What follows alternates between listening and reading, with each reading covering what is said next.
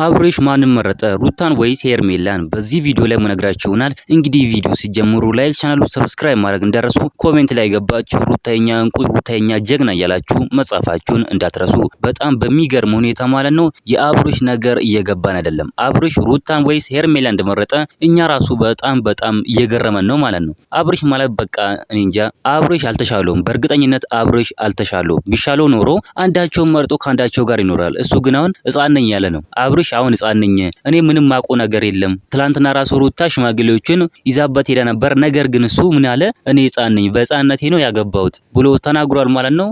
ለአብሬሽ አሁን የሚያስፈልገው ምንድነው? ጡጦ ነው። ጡጦ ገዝተን እንስጠው እንጂ ምንም በቃ እሱ ወደ ሕፃንነቱ ተመልሷል። አብሬሽ ማለት ሕፃን ነኝ ያለ ይገኛል ማለት ነው። በዚህ እድሜው ሕፃን ነኝ። በጣም የሚደብር ነገር ነው አብሬሽ ያደረገ ያለው። እስኪ ኮሜንት ላይ አብሬሽ አልዳነም እውነትም ያላችሁ ኮሜንት ላይ መጻፋችሁን እንዳረሱ። እውነት ለመናገር ከሆነ አብሬሽ አልዳነም። ቢድን ኖሮ እኮ ወደ ሩታ ይመለሳል። ቢድን ወደ ሩታ ተመልሶ ከሷ ጋር ይኖር ነበር። ነገር ግን እሱ አሁንም ሕፃን ነኝ አሁንም ገና ጥንጥዬ ሕፃን ነኝ ያለ ይገኛል ማለት ነው። ስለዚህ አብሬሽ አሁን የሚያስፈልገው ሩታም ሳትሆን ሄርሜላ ሳትሆን ምንድነው? ጡጦ ነው። አብሬሽ ጡጦ ያስፈልጋል እያላችሁት እናንተም ኮሜንት ላይ መጻፋችሁን እንዳትረሱ ማለት ነው። የሩትዬ ሀቅ መውጣት አለበት። ሩታ እንደዚህ መበደል የለበትም። አብሬሽ ሩታን አሁን እየበደለ ነው ያለው። ስለዚህ የሩትዬ ሀቅ መውጣት አለበት እንላለን ማለት ነው።